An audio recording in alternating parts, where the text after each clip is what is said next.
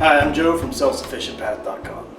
It's mid-July here in southwestern Pennsylvania, and our harvest is pretty much in full swing. Our garden is kicking out more produce than we can, certainly more than we can eat, more than we can store. So I'm going to be doing several videos over the next couple of weeks about how we store food, canning, drying, preserving, that sort of thing. So we're going to start today with peas. That's going to be the quickest and easiest, so that's where we're going to start. You know, I'm going to leave canning to my wife when and if she has time to pitch in on that. She's traveling right now, so I'm sort of on my own at this point. So I'm going to take the easy way out, and I'm going to do freezing. Right? So it would be tempting to just take the peas, throw them in a bag, put them in the freezer. Right? But that's not the way you want to do it. Peas and most vegetables, if you do that, you're going to have an ongoing enzymatic action. And what that means is that over time, even though the produce is frozen, there's going to be an enzymatic action that breaks down the produce. And what you're going to end up with is something that's less visually appealing, the color will change, the taste will be degraded, and also it'll get mushy, right? It's not going to have the same pop, the same crispness that it will if you do it the right way. And the way we do that is called blanching. I'll show you how to do it in a moment, but the long and the short of it is you're bringing that produce up to a temperature where it kills those enzymes and stops that action, and then the produce can be frozen. So let's get to it and I'll show you how to do it. So it's best to take the peas fresh and do this immediately, obviously, right? That's how you're going to get the best product. But did I mention we're drowning in produce? So I actually picked and shelled these the other day and put them in the refrigerator. Now I don't want to take them straight out of the refrigerator and straight into the process. So I took them out of the refrigerator a while ago so they can get somewhere close to room temperature. The secret to blanching, well, and you'll also see, I'm not sure if you can see that, I've got this stock pot filled up to about 2/3 of the way, maybe 3/4 of the way full, which on the surface of it is going to look like an awful lot of water for how much peas I'm trying to do. I'm not doing all the peas, I'm just doing kind of a batch to show you how this is done. The secret to blanching is that you don't want the peas sitting in water that is not boiling for really any length of time. So you get the water boiling, a large volume of water boiling. You get your peas up so they're not quite so cold, so that when you put the peas in the boiling water, they get back up to boiling as quick as possible. The larger the volume of your water that is boiling, the less the peas will lower the temperature when you put them in. Similarly, if the peas aren't terribly cold, again, you'll be able to get back up to the boiling point sooner. So that's why we've got so much water. That's why the peas are sitting out. As soon as the water's ready to boil, we'll move on to the next step. Okay, so we've got a nice rolling boil now. We're going to go ahead and put the peas in.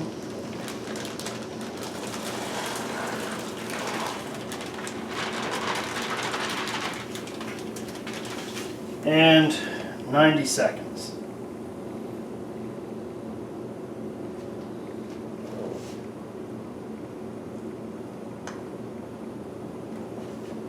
"90 seconds are what we need to get the full blanching for peas. That's going to vary from vegetable to vegetable. And when we hit 90 seconds, things are going to move pretty fast, so just stay with me. Okay, so we've hit 90 seconds.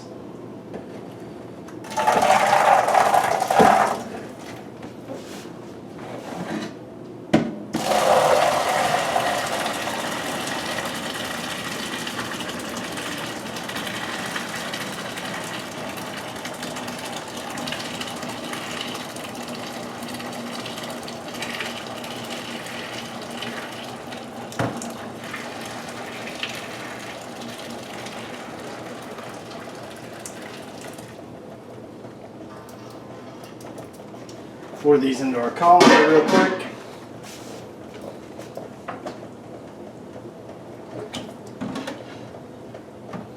And then straight into, yeah, that's hot, the ice water.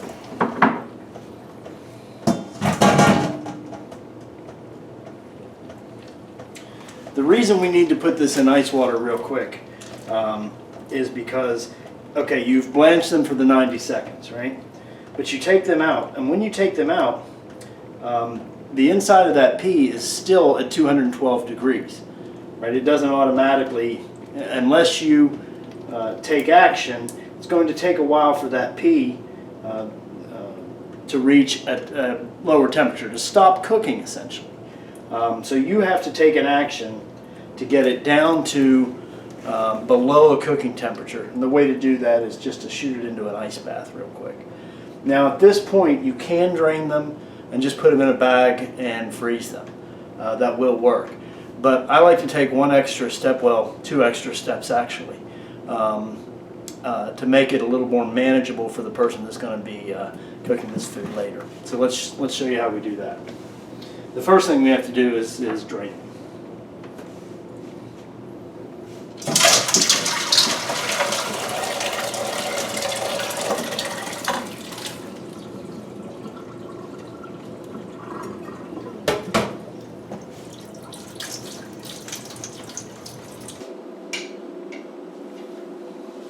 So if we just take and throw these in a bag right now and throw them in the freezer, they're going to come out one giant block. And it's going to make it hard to kind of portion that out when you're cooking. So what I like to do is take and spread these out in pretty much a single layer on a cookie sheet. And the way it works out, just about one single layer on one cookie sheet is enough peas to pretty much serve for dinner for a family of 4. So I can do these one cookie sheet at a time and freeze them. And what this does is then you take them back out of the freezer, and this only takes 15 minutes maybe not even that long. What this does is it lets you, when you bag them, they're loose. They remain loose in the freezer. So you can just pour out what you need, seal up the bag, or reseal the vacuum bag, and just go on about your day. So I'm going to put this in the freezer. We'll vacuum bag it up, then we'll wrap things up.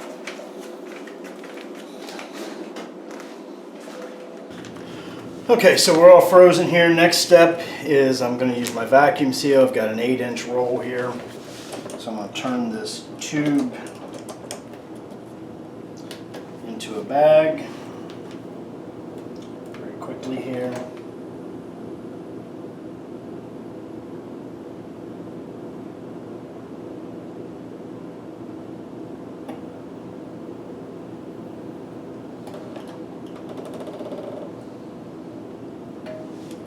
And this is another thing that freezing does. If these weren't frozen, I couldn't vacuum seal them for a couple of reasons. First of all, they'd be too wet. I could use the wet setting on the vacuum seal, but the other problem is the vacuum would actually be strong enough to crush most of the peas. If they're frozen, you won't have that problem. Okay, I cut some of that out just because watching me put peas in a bag doesn't make for what I would call compelling video, nor does it really add any value. So I'm going to cut this bag off to about where I want it.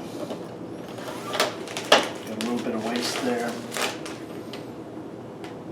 Back in here, and vacuum and seal.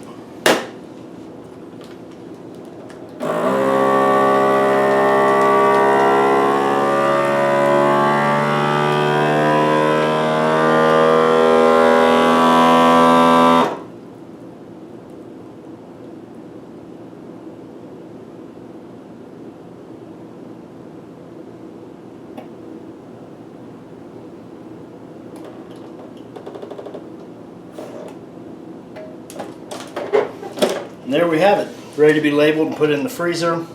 It's been blanched, so we won't have any degradation. It's been frozen individually, so we can open this up and pour out whatever we want to. And we're ready to go.